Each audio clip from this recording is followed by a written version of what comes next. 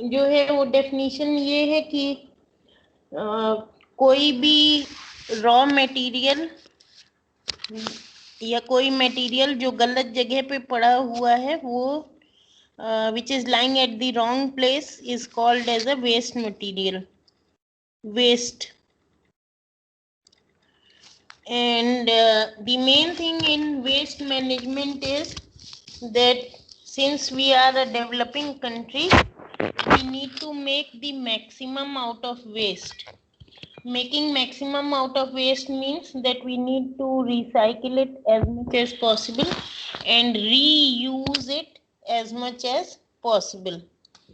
So basically this chapter on waste management is to help you learn how to reuse, remanage, recycle waste material so that you get maximum out of it and natural resources are not wasted. Natural resources का जितना उपयोग हम कर सकते हैं, जैसे हमने किसी भी इंडस्ट्री में नेचुरल रिसोर्सेज का यूज़ किया, केमिकल्स वगैरह का यूज़ किया, फिर उससे कुछ लिक्विड या सॉलिड या गैसियस जिस भी टाइप का वेस्ट निकला, वेस्ट का मतलब है कि वो उसकी वहाँ पे आवश्यकता नहीं है और वो वहाँ पे निकल रहा है, उसको वहाँ से हटाना है, तो उस समय हटाना है, कहाँ ले जाना है, कहाँ पे उसको डंप करना है और कैसे उसका मैक्सिमम यूज कर सकते हैं, मतलब कैसे उसमें से जो काम की चीज है उसको हम रिसाइकिल कर सकते हैं या उसको फिर से रीस्टोर कर सकते हैं, रीयूज कर सकते हैं। यही चीज मेनली आपको वेस्ट मैनेजमेंट में सीखनी है। और क्योंकि वेस्ट अलग अलग टाइप का होता है तो तीनों टाइप का वही जो है, तीनों टाइप का तो हम लोग मतलब जैसे एयर वाला तो नहीं करेंगे, वो तो एयर पॉल्यूशन के साथ में जैसे 204 में आपने पढ़ा था different types of scrubbers etcetera which are used in industry so that your gaseous effluent becomes less polluting. So that one is that only, and apart from that, in gaseous effluent, sometimes if the vapors of a particular reagent, this is especially relevant to chemical industry, if the vapors of a particular chemical are being given off and they can be condensed and reused, then that is what you do in the gaseous effluent. So that one is very straightforward. The gaseous effluent is actually very straightforward, where you simply try to take any chemical vapors which can be condensed and reused. Apart from that, there is not much, because the gaseous effluent will mix in the atmosphere only, but you can take it to a very top level by using very large chimneys. So you take it to a height where it will not affect us, which means you take it to a height in the atmosphere where it will not affect us, it will not affect our material and other things. So that is there in the gaseous effluent. The liquid waste we will discuss under hazardous material, because many of the hazardous materials, or actually rather chemicals, they are mostly chemicals which qualify under hazardous materials, so they will be dealt with there. The solid waste will also be actually segregated, because in this Environmental Protection Law 1986, you have biochemical waste or medical waste, and the waste coming out of pathology labs or biochemistry labs. So that has to be properly, first of all, before disposal, that has to be segregated and kept in different types of color coded bags and containers.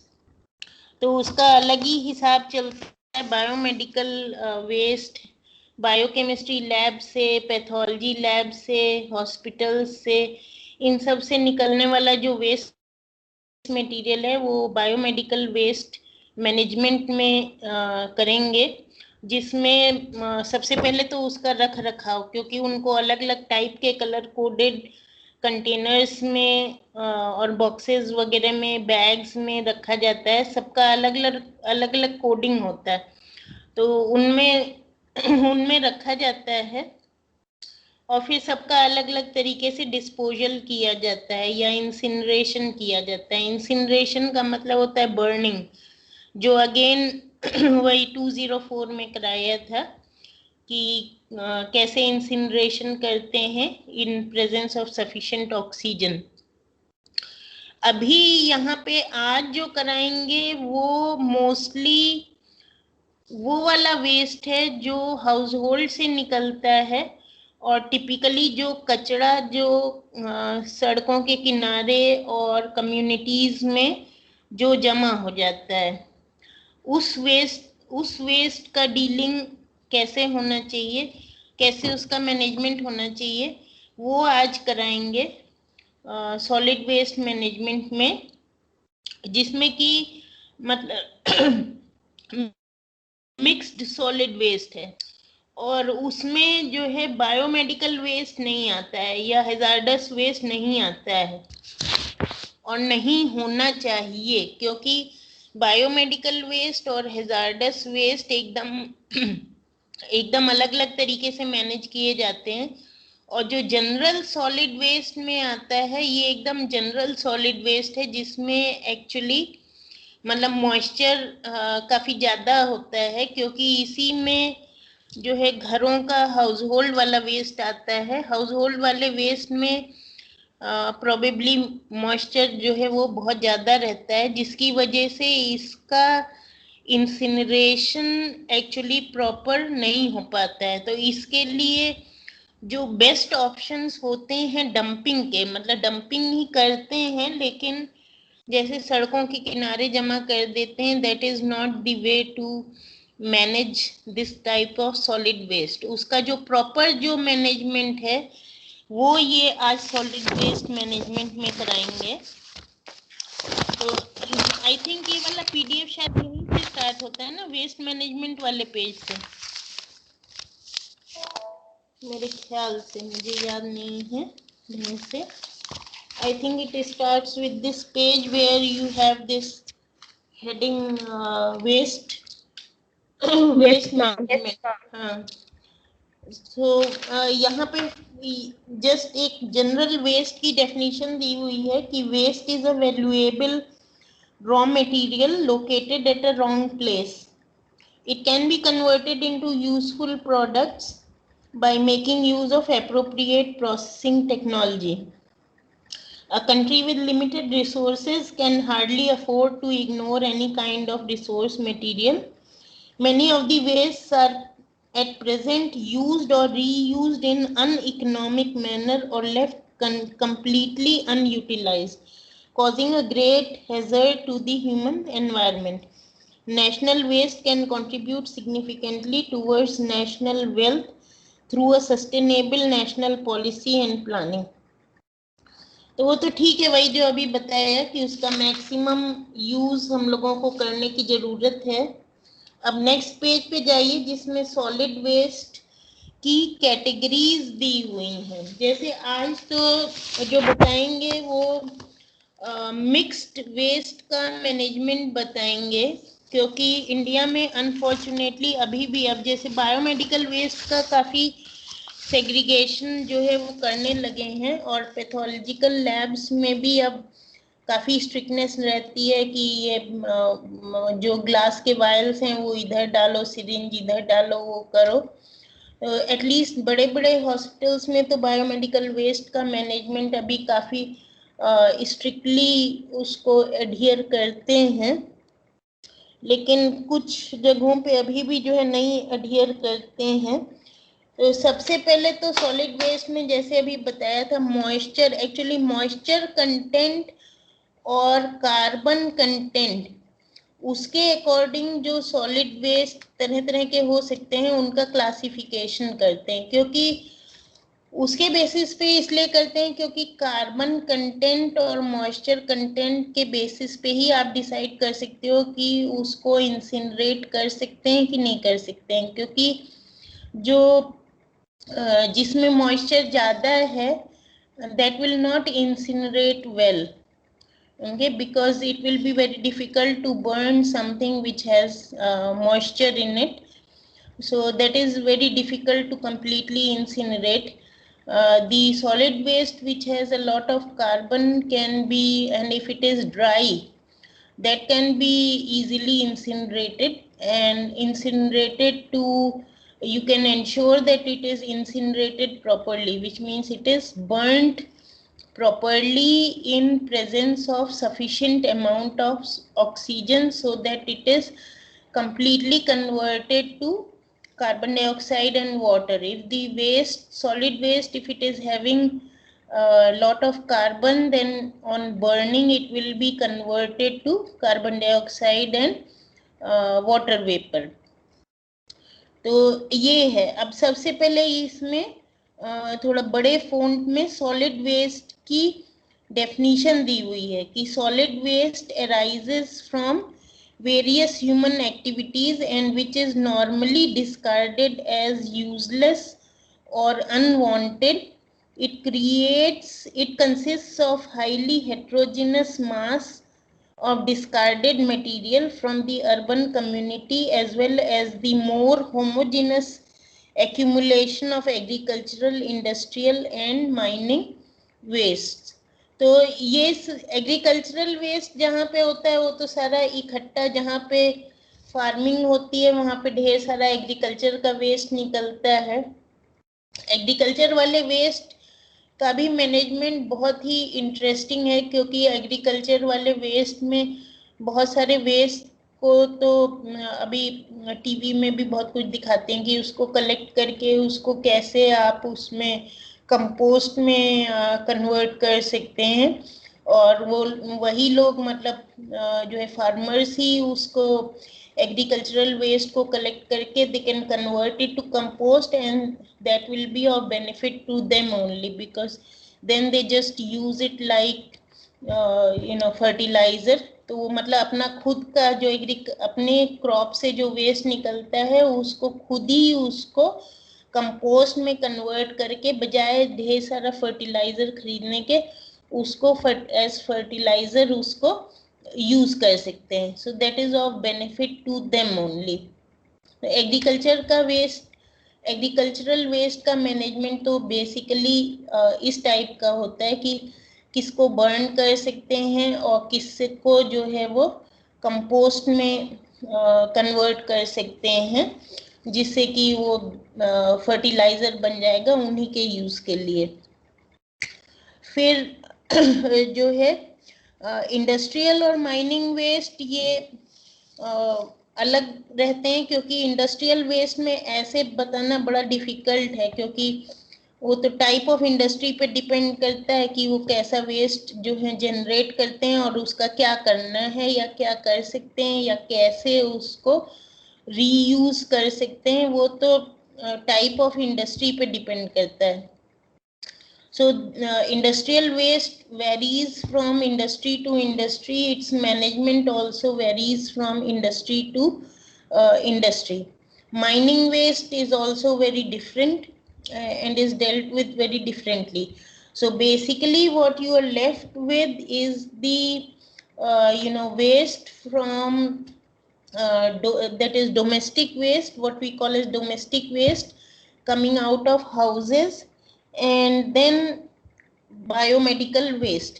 तो जो classification यहाँ पे जो किया है, जैसे लिखा है solid waste may be classified based partly on content and partly on moisture and heating value. heating value का एक और ये और एंगल है जो मैंने अभी नहीं बताया. मैंने इंसिनरेशन की बात करी, लेकिन इंसिनरेशन से हीट जनरेट होती है और उस हीट को भी हम यूज कर सकते हैं हीट से इलेक्ट्रिसिटी बनाने में, या डायरेक्टली हीट को यूज कर सकते हैं। तो उसके लिए, उस यूसेज के लिए जरूरी है कि जो हीट जो बर्निंग से जनरेट हो रही है उसकी कैलोरीफिक वैल्यू कितनी है। मतलब जो गार्बेज हम बर्न कर रहे हैं वो गार्बेज बर्न करने के बाद में कितनी हीट प्रोड्यूस हो रही है कैलोरीज में, उसको भी जानना बहुत जरूरी है, क्योंकि जितनी कैलोरीज में जितनी हीट जनरेट हो रही है उसके बेसिस पे उस वेस्ट की इम्पोर्टेंस है। जो ज्यादा ड्राई वेस्ट है और कंप्लीटली बर्न हो जाता है, कंप्लीटली बर्न होने के अलावा उसमें इम्पोर्टेंट चीज है कार्बोनेशियस कंटेंट, कार्बन कंटेंट। जैसे अगर आपने ये फ्यूल्स वाला चैप्टर कभी पढ़ा हो, जैसे बीटेक का जो इंडस्ट्रियल केमिस्ट्री का कोर्स है उसमें हम लोग फ्यूल्स पढ़ाते हैं, low calorific value, high calorific value उसमें बताते हैं।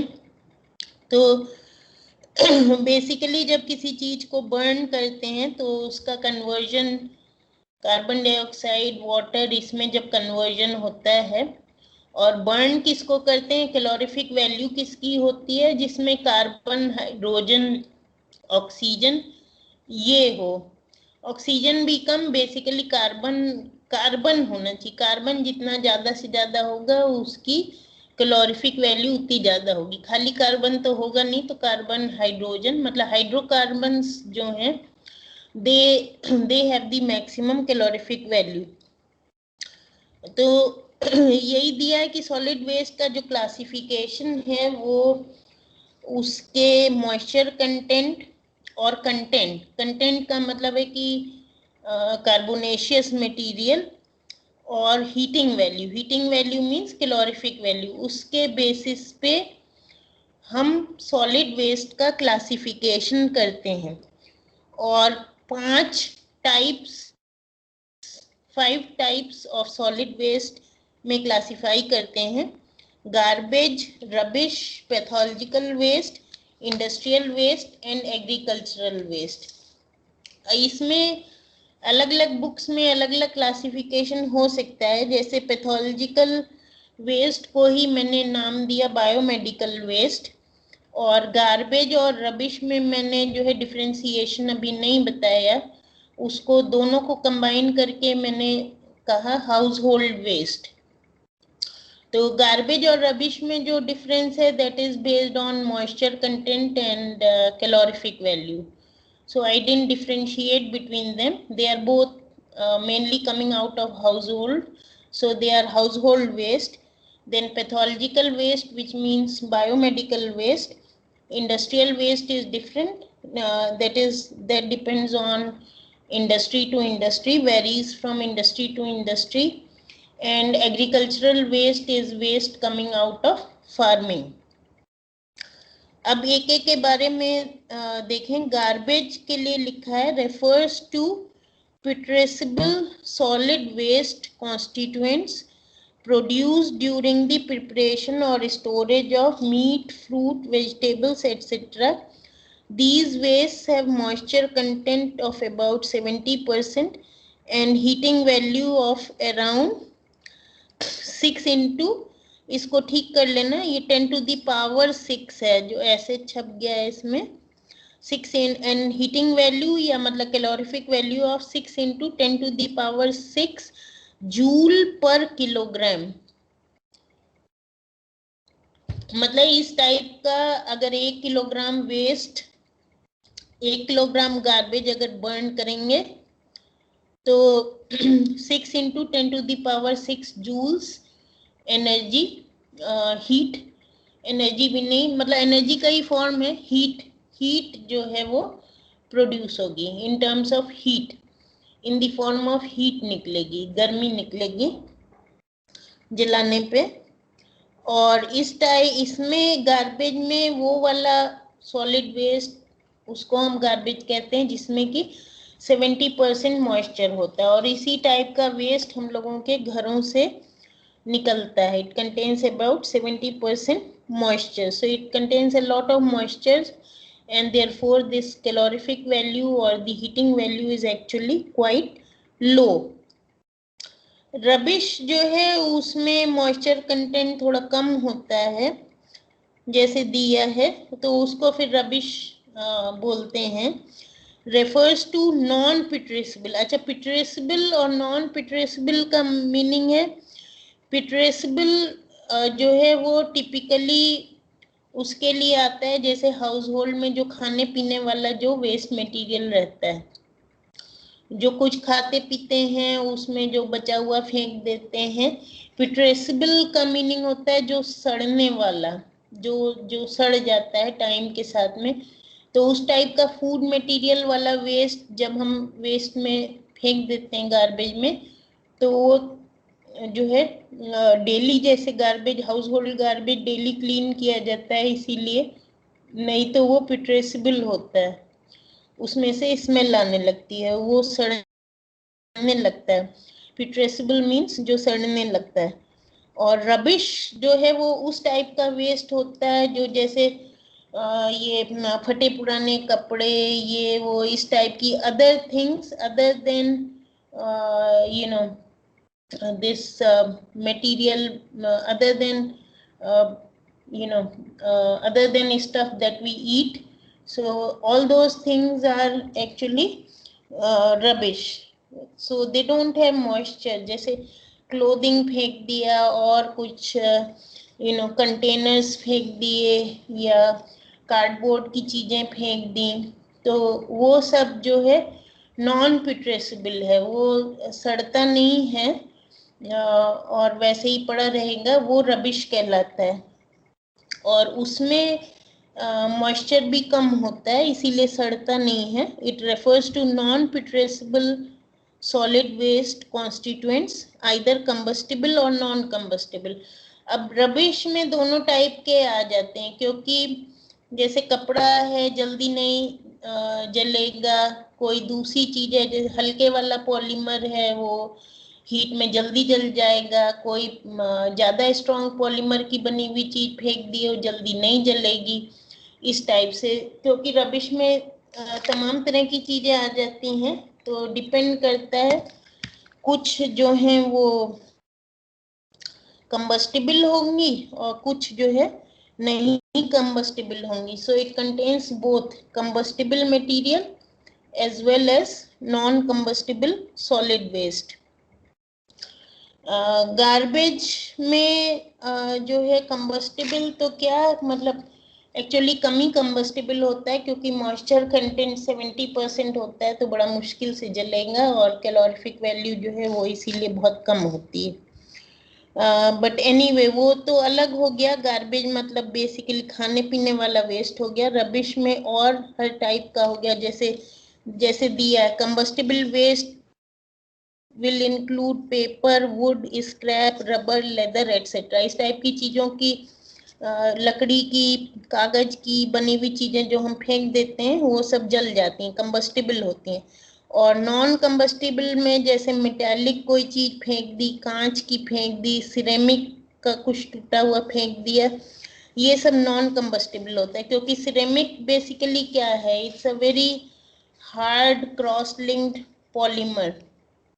तो वो नोवोलैक या उसका बेकेलाइट वगैरह का बना हुआ, तो वो जल्दी जो है, और सिरेमिक एकदम सिरेमिक तो कंपोजिट होता है, उसमें पॉलीमर भी होता है प्लस अदर चीजें भी रहती हैं, तो वो और भी ज्यादा हार्ड होता है, तो वो जल्दी जलेगा नहीं, जल्दी गलेगा नहीं, तो वो नॉन कंबस्टिबल वेस्ट में आता है. These waste contain moisture content of about 25%. इनमें 70% जैसे गार्बेज में होता है, उसके कंपैरिजन में रबिश में खाली 25% मॉइस्चर होता है. तो मॉइस्चर कंटेंट बहुत कम होता है, इसीलिए ये जो है ज्यादा कंबस्टिबल होता है. लेकिन इसमें नॉन कंबस्टिबल चीजें भी आ जाती हैं, जैसे कांच वाली, मेटल वाली वगैरह, जो जल्दी नहीं जलेगा. So it contains both combustible, non-combustible material.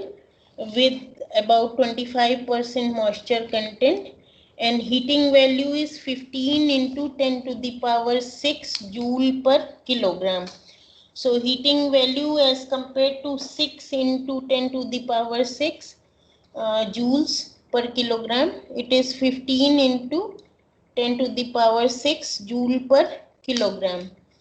तो उसकी रफली 3 टाइम्स हो गई, 3 टाइम्स से थोड़ा कम हुई, लेकिन तभी भी हीटिंग वैल्यू या कैलोरीफिक वैल्यू इसकी ज़्यादा होती है गार्बेज के कंपैरिजन में। पैथोलॉजिकल वेस्ट में तो जो पैथोलॉजी लैब से निकलता है उसमें ह्यूमन वेस्ट भी आता है और डेड एनिमल्स वगैरह भी आ जाते हैं। The moisture content is 85% and 5% non combustible solids. 5% non combustible में जैसे सिरिंज वगैरह आ जाते हैं, नीडल्स वगैरह आ जाती हैं, वो नहीं, वो सब बर्न नहीं होता है, तो वो नॉन कंबस्टिबल सॉलिड में आ जाता है। 5% नॉन कंबस्टिबल सॉलिड और 85% मॉइस्चर होता है, मतलब मॉइस्चर बहुत ज़्यादा होता है, इसीलिए जलता भी नहीं। और हीटिंग वैल्यू बहुत कम होती है, so simply 2.5 into 10 to the power 6 joules per kilogram, very low calorific value और low heating value।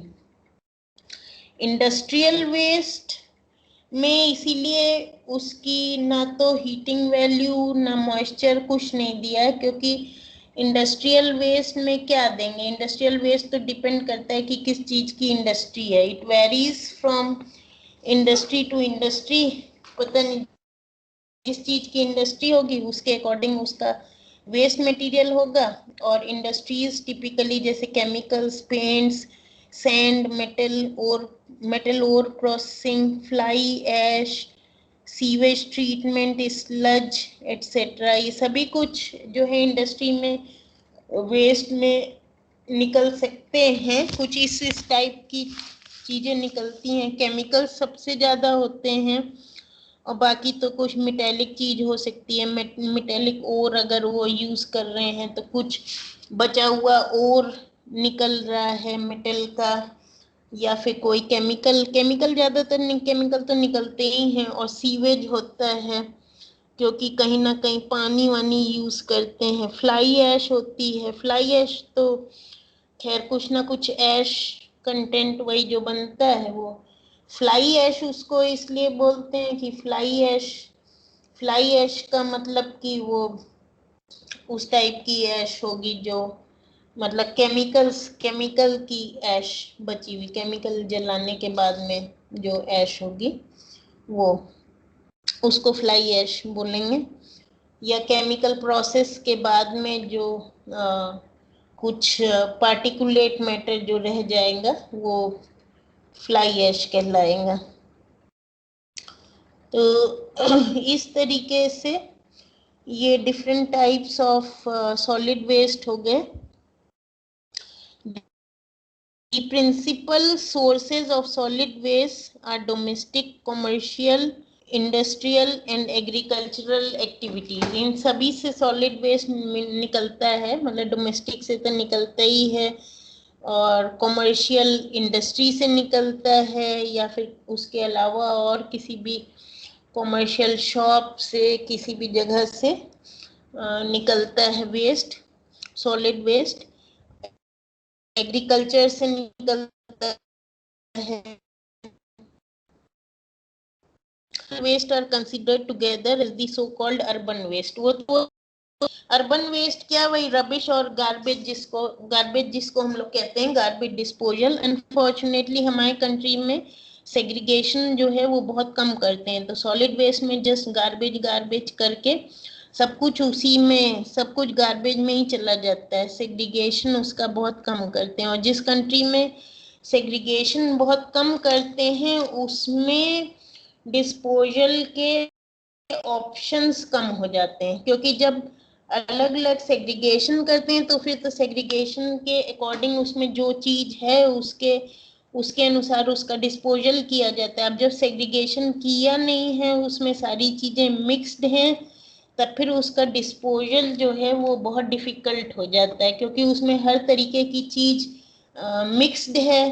तो उस ऐसे केस में क्या करना चाहिए, जब उसमें तमाम तरह की चीजें मिक्स्ड हैं, उसमें कुछ जलेगा कुछ नहीं जलेगा, किसी का मॉइस्चर कंटेंट कम है, किसी का ज्यादा है, किसी में कार्बन है, किसी में बिल्कुल नहीं है, कोई कंबस्टिबल है, कोई बिल्कुल कंबस्टिबल नहीं है। तो जब सेग्रीगेशन नहीं किया गया है तो उसमें इंसिनरेशन से बहुत ज्यादा फायदा जो है वो नहीं होता है। ऐसे केस में when you don't segregate, then there is very little very little that you will gain by incineration. Then you actually cannot get anything worth recycling or reuse, because incineration means you have completely burnt everything, so then you will not get anything. Now and when the solid waste is not segregated, then there is nothing much to recycle. Recycling वगैरह तभी हो पाती है जैसे airports वगैरह पे आपने देखा होगा कि कैंस अलग, बाकी गार्बेज अलग, एटलीस्ट कुछ सेग्रीगेशन जब करेंगे, बॉटल्स अलग, तब कुछ रिसाइकलिंग कर सकते हैं। क्योंकि जैसे कैंस अलग डाले, बॉटल्स अलग डाली, तो बॉटल्स की रिसाइकलिंग कर सकते हैं, उनको गला के फिर से बना सकते हैं। कैन है, कैन को भी गला के फिर से बना सकते हैं। तो रिसाइकलिंग, और जो पुराने ज़माने में जो कोल्ड ड्रिंक की जैसे कांच वाली बॉटल्स होती थी, उनका रीयूज होता था, उनको जो है फिर से वो करके फिर से उनको सैनिटाइज करके, उनको वॉश करके और उनका प्रॉपर वो करके रीयूज किया जाता था। रीयूज करते थे, रीफिलिंग करते थे और फिर रीसीलिंग करते थे, तो वैसे करते थे। और नहीं तो फिर जो ये प्लास्टिक की जो पॉलीमर की जो बॉटल्स होती हैं, उनको गला के फिर से रीयूज के लिए फ्रेश बनाते हैं, तो एटलीस्ट लाइक पॉलीमर वापस मिल जाता है। और फिर उसका फिर से उसको रिसाइकिल करके फिर से बॉटल बना के फिर रीफिलिंग करते हैं। तो अगर मिक्स्ड है सब कुछ, तो इसीलिए हम लोगों के यहाँ वो होते हैं जैसे रैग पिकर्स होते हैं, जो गार्बेज के ढेर में जाके वहाँ से फिर कुछ चीज़ें पिक करके अलग कर लेते हैं। जैसे कागज के टुकड़े अलग कर लेंगे, या कार्डबोर्ड अलग कर लेंगे, कैंस अलग कर लेंगे, तब फिर उसको वो लोग जो हैं सेल कर देते हैं रिसाइकिल करने के लिए, रिसाइकिल वाली इंडस्ट्री को सेल कर देते हैं। या फिर कागज के, कार्डबोर्ड के डब्बे वगैरह बना के, थैलियाँ बना के सेल करते हैं। तो वो बेसिकली रीयूज है या रिसाइकलिंग है। जैसे कैंस जो बटोर के करते हैं वो रिसाइकलिंग हो गया, और पेपर वगैरह, जो पेपर का जो वेस्ट जो कलेक्ट करके उससे थैलियाँ बना देते हैं कागज वाली, वो रीयूज हो गया। तो इस तरीके से रीयूज, रिसाइकलिंग के लिए सेग्रीगेशन जो है वो बहुत ज़रूरी है। अब सेग्रीगेशन अगर डंपिंग के पहले सेग्रीगेशन हाउस होल्ड लेवल पे कर दिया जाए तो बेस्ट है, और हाउस होल्ड लेवल पे हमारे यहाँ नहीं करते हैं, तो फिर बाद में जो है रैग पिकर्स जो हैं कुछ करते हैं, लेकिन उससे पूरा काम जो है नहीं हो पाता है। तो बेस्ट होता है कि अगर हम अपने लेवल पे एफर्ट करके सेग्रीगेशन कर सकें। यही यहाँ पे दिया है कि in India authentic information regarding the composition of the urban waste is not generally available, as regular analysis of the refuse is not carried out by municipalities. In fact, refuse मतलब garbage, refuse is very heterogeneous in composition, and the geographical, temporal and seasonal variations in its composition make it difficult to define a typical refuse. अब ये इसका meaning है कि हमारे यहाँ जो है, एक तो ज्योग्राफिकली आप कहाँ हो, हिल स्टेशन पे हो कि प्लेन्स पे हो कि कहाँ पे हो, उसके अकॉर्डिंग घरों से जो है डिफरेंट टाइप का कचरा निकलता है। दूसरा जो है सेग्रीगेशन नहीं होता है। तो ये बताना बड़ा मुश्किल है कि एक टिपिकल गार्बेज में किस टाइप की चीजें ज्यादा होती हैं, या एक टिपिकल गार्बेज का 1 kg गार्बेज में कितना मॉइस्चर कंटेंट है, कितना कितना कार्बोनेशियस मटेरियल है। कुछ अंदाज से कुछ रेंज भी बताना बहुत डिफिकल्ट होता है, क्योंकि वैरायटी इतनी ज्यादा है ज्योग्राफिकल लोकेशन के अकॉर्डिंग, और बहुत ज्यादा वेजिटेबल वाला वेस्ट निकल रहा है किसी सीजन में, कुछ और टाइप का वेस्ट निकल रहा है। तो सीजनल और उस सब के अकॉर्डिंग यहाँ पे कोई भी सेट पैटर्न नहीं है गार्बेज का, कि जिसके अकॉर्डिंग कोई सेट गाइडलाइन नहीं है कि उसको इंसिनरेट करना है कि क्या करना है, कुछ दिया ही नहीं जा सकता है, because everything is so much mix together. वही लिखा है कि the solid refuse generated in urban areas contains articles of various sizes and types and consists of dust, vegetables, leaves, waste paper, large paper board cartons, glass bottles, worn out tires, carcasses of animals and night soil। सब कुछ तो हम लोग एक ही में फेंक देते हैं, तो सभी कुछ उसी में, सब उसी में मिक्स्ड रहता है। The amount of refuse collected from urban areas in India is of the order of 0.3 to half kg per person per day, excluding night soil। मतलब अब आप समझ लीजिए कि कितना गार्बेज जो है वो हम लोग जो है फेंकते हैं पर डे। रफली जो है हर आदमी एक दिन में करीब आधा किलो पर पर्सन गार्बेज जो है, ½ kg पर पर्सन, वो भी हमको लगता है कि कम ही होगा, इतना पर पर्सन जो है निकलता है रफली। Manufacturing industries produce waste which are solid or semi-solid. These wastes can be pyrophoric, means self igniting. Industry में हो सकता है कुछ इस टाइप का वेस्ट निकले कि जो जैसे अपने आप जिसमें आग लगने के चांसेस रहते हैं, या फिर एक्सप्लोसिव हो सकता है, टॉक्सिक हो सकता है, रेडियो एक्टिव हो सकता है। इंडस्ट्री से तो कुछ भी निकल सकता है, एक्सप्लोसिव टाइप की चीज भी हो सकती है, सेल्फ इग्नाइटिंग भी हो सकता है, टॉक्सिक तो अक्सर होता ही है, रेडियो एक्टिव भी हो सकता है। Chemical process industries generate a variety of waste, both organic and inorganic, which are mixtures with a wide range of component concentrations। तो केमिकल इंडस्ट्री का तो इसीलिए हर इंडस्ट्री का अलग अलग, ये एक और पॉइंट है जो इम्पोर्टेंस बताता है कि जो अब ये एनवायरमेंटल इम्पैक्ट असेसमेंट जो करते हैं, इसमें पूरा भरा जाता है और इसमें पूरा प्लान